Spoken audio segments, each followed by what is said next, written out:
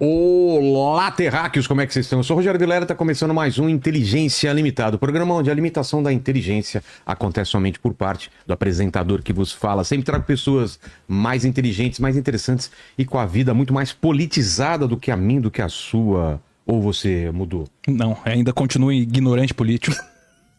Hoje vai mudar? Espero que sim, né? Presta atenção, então. Vou prestar bastante atenção. E o pessoal que está em casa e quer prestar atenção, o que tem que fazer além de prestar atenção no papo de hoje? Pra quem quiser mandar a sua pergunta, né, participar aqui hoje do papo, mande seu superchat, que eu vou estar escolhendo os melhores. Não adianta mandar um abraço só, que não tem como a gente ler. Alô, manda um salve. Alô, manda salve. Manda a sua pergunta aqui que a gente vai estar escolhendo as melhores. E também lembrar que pra quem ainda não for inscrito, se inscrever, né? Vamos bater 6 milhões ainda esse ano. Inscritos ainda esse ano, hein? Eu acho que vai bater, hein? Tem fé? Fé. Exato. E também deixa o like. Deixa o like agora. Se você se arrepender no final, você tira. Eu duvido que se arrependa, porque eu tô com duas feras aqui. Vladimir, que já veio aqui no programa, então, como você já é um velho de guerra, já se apresenta o pessoal aqui, pra quem não te conhece. Tá, eu sou Vladimir Safato, sou professor da Universidade de São Paulo, de filosofia, e sou uma pessoa interessada nas questões que vão ser colocadas hoje. E a gente fez um programa sobre a esquerda, né? Exatamente. E hoje a gente vai falar sobre a esquerda, sobre a direita e sobre essa loucura que a gente tá vivendo. Vamos falar. E vamos ver se o Jean aceita o perdão que a Damares concedeu a ele. Jean, sua câmera aqui, se apresenta pro povo e eu quero meu presente porque é a primeira vez que você veio. Eu sou interesseiro. Eu trouxe seu presente. Bom, eu sou Jean Willis, eu sou jornalista, escritor, estive deputado por 2 mandatos, fui eleito por um terceiro. E minha primeira vez aqui no Inteligência Limitada. Estou lançando meus 2 livros. É isso, na companhia de Vladimir. Deixa eu ver os 2 livros aqui, que são presentes úteis, e depois eu quero o meu inútil. Aqui e aqui. Anonimato. O Anonimato dos Afetos Escondidos. Bela capa. Esse é de contos, foi lançado agora na Flip. Tá chegando nas livrarias esse mês. E o Falsolatria foi lançado ano passado. Faz parte da coleção Pop Filosofia, coordenado por Márcia Tiburi. O que seria uma falsolatria? Falsolatria é um neologismo, uma palavra que nasce da junção de falso com idolatria, e é a palavra para definir esse estado de coisas que estamos vivendo no mundo, assim. Não que a mentira seja nova, não que a mentira na política seja nova, mas digamos que as novas tecnologias da comunicação e da informação, essa mutação que os meios sofreram desde o advento da internet, vem ensejando, engendrando, facilitando e proporcionando um ambiente de falsidade, de culto à falsidade. Como nunca a mentira. Gente, né, numa escala que a gente nunca poderia imaginar, né? E pensada como governança, né? Porque não é um erro, é uma forma de governança, e tem a ver com uma mutação mais ampla no capitalismo, com a emergência do que a gente chama de estados-plataformas, ou seja, as plataformas de comunicação e os seus algoritmos, né, cujo combustível é justamente o ódio, a discussão, exato. Essas emoções, os afetos tristes, né? Como é o filósofo que diz? Spinoza, os afetos tristes de Spinoza. São essas emoções políticas deletérias que movem as mídias sociais. Então, esse livro é digamos assim, os principais insights da minha tese de doutorado na Universidade de Barcelona, sobre a desinformação, o processo de desinformação no Brasil, que vai de 2016 até 2018, com a eleição de Bolsonaro. A função da grande mentira já não se desfigura a realidade, mas sim se inventa algo sem nenhuma relação com a realidade. Isso é da Hannah Arendt. É uma citação que eu faço dela, que é uma das filósofas, filósofas políticas, se dedicou muito a pensar a mentira na política e as relações disso com o totalitarismo. Cara, eu adorei essa palavra, falsolatria. Pois esse neologismo. Uma idolatria à falsidade, à mentira, né, cara? Muito bom. Mas vamos falar mais disso porque esse assunto tem muito pra se falar. E o meu presente inútil pra deixar no meu cenário? Não é propriamente inútil, mas é quase inútil. Um marcador de texto. Marcador de texto aqui. Se meu filho não roubar quando achar aqui, a gente ele vai deixar de ser inútil, vai passar a ser útil. Vou deixar aqui.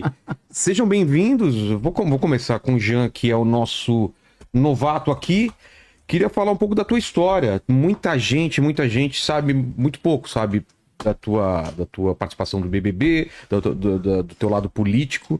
Mas eu quero saber, antes disso, tua infância, o que você queria ser quando crescesse, quando você era moleque, quando você cresceu. Rogério, eu tenho uns 50 anos, né? Na verdade, 51. 51? Eu Quem tenho é mais velho que sou eu ou não? Eu tenho 54. Tem que falar mesmo? Ah, não precisa. Não Eu precisa. tenho 52. Eu sou o mais velho da mesa, meu Deus. Ô, Fabi, você tem que conseguir um pessoal mais velho aí pra mim. Nasci em 70. Então, Mas somos da mesma geração. somos da mesma geração. E eu tenho muito. Bom, eu vou tentar resumir. Eu sou de uma cidade chamada Lagoinhas, interior da Bahia. Nasci no que os economistas chamam de abaixo da linha de pobreza. Vivi muito tempo na miséria. Sou filho de um matrimônio interracial. Minha mãe é branca, meu pai é preto. Tive uma formação marcada justamente por essa diferença racial, porque a família de meu pai é uma família... Meu avô, Paulo, era de um quilombo chamado Cangula. É uma família do candomblé, da herança de matriz africana. E a família de minha mãe, uma família de descendentes de portugueses pobres, camponeses, católicos. E, bom, enfim...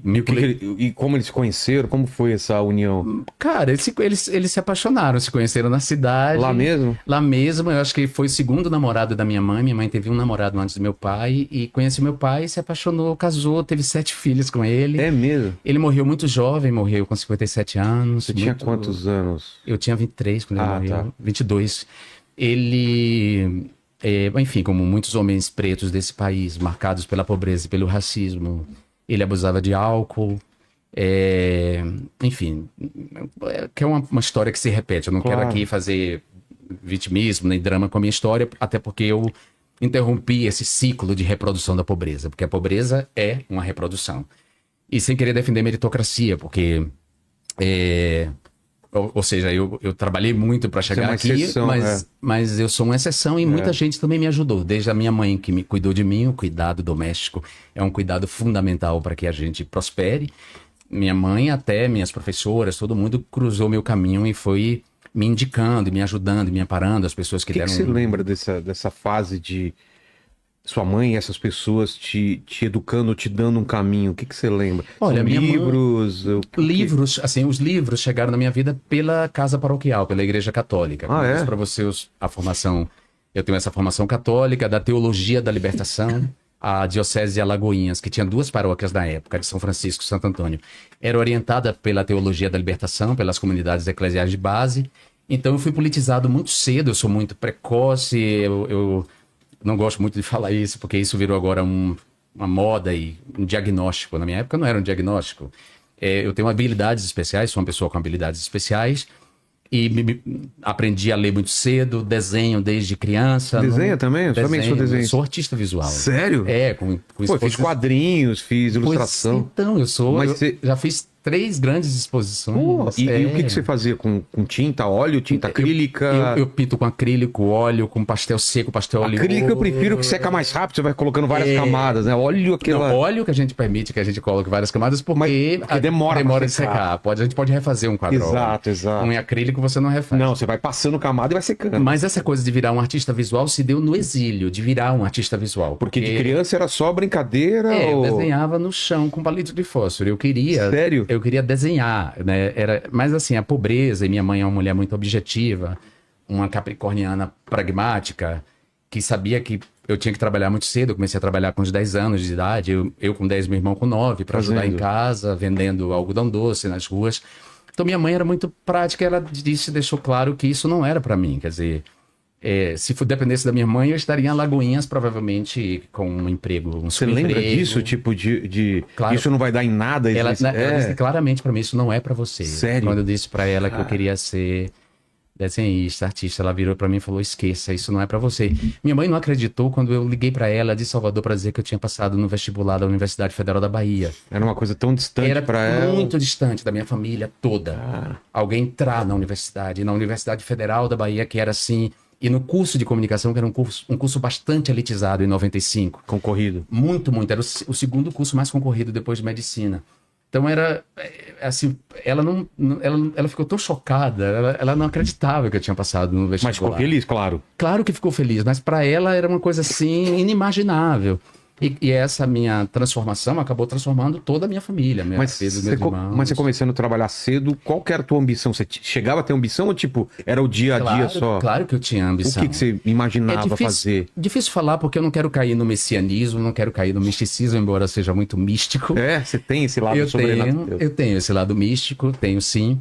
Eu tinha uma coisa dentro de mim, Rogério, assim, sei lá, uma chama, tinha um chamado, uma coisa. Eu olhava para o horizonte, eu conto essa história sempre, né? Eu chegava no topo da ladeira, eu morava numa periferia muito pobre. E aí tinha uma ladeira. Que cidade que era? Alagoinhas, é. Coloca a foto da cidade pra gente ver. Não sei se vai achar. Hoje a cidade cresceu bastante. É, então, você vai achar ela hoje, né? Mais moderna, mas pra gente ter uma ideia. Ela cresceu bastante, se favelizou bastante. É uma cidade assentada sobre um aquífero, talvez o segundo maior aquífero do Brasil, e disputada hoje de maneira predatória pela indústria de bebidas. Ah, é? Com a aquiescência da classe política local que não pede contrapartida ambiental. Então a Heineken, a Itaipava estão instaladas no entorno da cidade, porque ela tem a segunda melhor água do mundo. Então eu morava nessa periferia que chamava Baixa da Candeia, era um conjunto de periferias mais ou menos rural ainda, Sim. característica rural. Então minha mãe lavava no rio, era lavadeira, né? No Rio mesmo? No rio era. A gente não tinha água em casa, não chegava água, a gente buscava água no chafariz. E minha mãe lavava Trazendo roupa, embalde, cara. minha mãe lavava roupa e passava no ferro a brasa, não era ferro de elétrico, ferro a brasa. Aí mais recente, né? É, mais recente, mas aqui a Praça do Coreto ainda Sei. é a velha Praça do Coreto. Sério, é bem parecida com a você tem a antiga. lembrança. A lembrança, essa é a Praça do Coreto, a Praça JJ Seabra. E aí eu moro para além daquele lado de lá. Lá pra cima, né? Lá pra cima, que é Tá. a periferia. E o Rio ficava pra onde? o rio para lá. Pra lá Agora eu também. não sei qual é o lado, porque tem o rio... para lá. Pra São lá, dois lados. Para lado de cá, que a gente não vê. É Santa Terezinha. Ali tem uma caixa d'água, tá vendo ali, ó? Aí perto Sei, de onde sei. eu morava tinha outra caixa d'água também.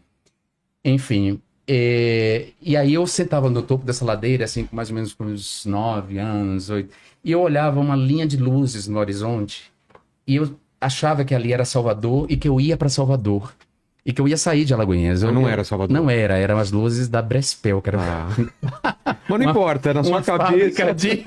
uma fábrica de sabão. Sei. Mas na minha cabeça era, e eu dizia, é pra lá que eu vou. Então, assim, eu tinha um chamado, eu sentia uma coisa do chamado que eu não nasci pra Mas ficar eu lá. acho messiânico, eu não acho uma coisa bonita, né? Essa coisa de você imaginar alguma coisa longe da tua... Eu imaginava. E também porque eu sou um homem gay, eu me assumi para minha família com 16 anos, mas eu tenho consciência de mim, de que eu era uma pessoa diferente. Desde a primeira vez que eu ouvi o primeiro insulto na minha vida, que eu tinha 6 anos. 6 anos quando eu ouvi o primeiro É insulto. mesmo? Há uns homofóbico. 6 anos? É, viado. Você é viado ou você é estudado? Isso porque Ou você é viado ou estudado? essa foi o que eu pedi, eu fiz uma concordância de número correta Ah. na venda. Eu falei, eu quero 6 pães. E aí uma pessoa por causa disso. do lado adulto virou pra mim e falou, você é viado ou você é estudado? Então, esse Não dá primeiro... pra ser os dois, né? Poxa. São os mas dois. a questão é que isso é muito sério, né? Poxa. O insulto é a primeira forma da violência Mas na época homofóbica. talvez você nem tenha entendido direito. Ninguém entende, nenhum de nós, a pessoa LGBT, entende. A gente sabe que a gente não sabe o que é aquilo. Viado, sapatão, né? Você não entende o que é aquilo, mas você sabe que não deve ser aquilo. Entendi. Então, desde criança, você percebe que você é uma coisa. Repele aquilo. Não, você vai introjetando essa coisa, uma vergonha de si, e você vai sabendo que o mundo é hostil a você. Eu acho que a experiência que talvez seja mais terrível é a experiência de se descobrir menina no mundo dominado por homens. É. Quando uma menina descobre que ela não pode ficar desnuda, Pois é. né? Que ela tem que botar uma roupa porque o mundo é predatório para ela. Ou seja, um menino pode continuar sem camisa, mas uma mulher não pode continuar sem camisa. Eu imagino quão violento deve ser isso para uma mulher. Então, o mais próximo disso é essa experiência que nós LGBTs temos com o mundo homofóbico. Então, por isso mesmo, eu sempre aspirei a um outro lugar, um lugar em que eu pudesse também me afirmar como pessoa, né? Como sujeito nesse mundo. E por isso esse chamado sempre existiu. E eu nasci com alma de artista. Eu sou ativista político porque eu fui politizado desde cedo pela Igreja Católica e pelo movimento pastoral. Mas eu tenho alma de artista. No fundo, eu sou um escritor, eu sou artista visual. Mudar a realidade através da arte também, né? Também. A politização ela é inevitável porque é isso. Eu vivo num mundo em que a classe sempre me limitou, a classe em que eu nasci, né, como eu disse, eu não sou filho de operários, eu sou filho do lumpesinato, para usar aqui um jargão marxista. Eu sou um homem gay, né, filho de um matrimônio interracial. Então, a vida exigiu uma politização de mim. Não é uma politização, não foi uma escolha assim, eu decidi ingressar na política como militante do movimento estudantil. Não, a transformação do mundo implicava em assegurar a vida para mim e para os iguais a mim. Entendi. Vladimir, como que você entende isso, essa realidade dele que é igual à realidade de tanta gente, e por que essa escolha dele para essa coisa, desse propósito, né, de mudar o mundo através da política? E a arte para você nunca foi... Você acreditava que a arte poderia mudar também alguma coisa? Claro que poderia. Eu estreiei, na verdade... Bom, primeiro eu trabalhei como jornalista, me formei em jornalismo. E a influência para jornalismo veio de onde? Cara, você sabe que eu com 12 anos, eu era tão precoce que com 12 anos eu fiz um programa. Como eu era coroinha também e lia na missa... Né, E dentro da igreja você sentia algum tipo de preconceito? Claro, também? A igreja é... Então, a igreja é uma... A gente pode falar disso até depois, sobre a ambiguidade que a igreja católica representa para a comunidade LGBT. Tá. Mas enfim, com 12 anos eu fiz um programa chamado Mensagem Cristã na Rádio Emissora de Alagoinhas. Então minha relação com a comunicação, ela começa com 12 anos.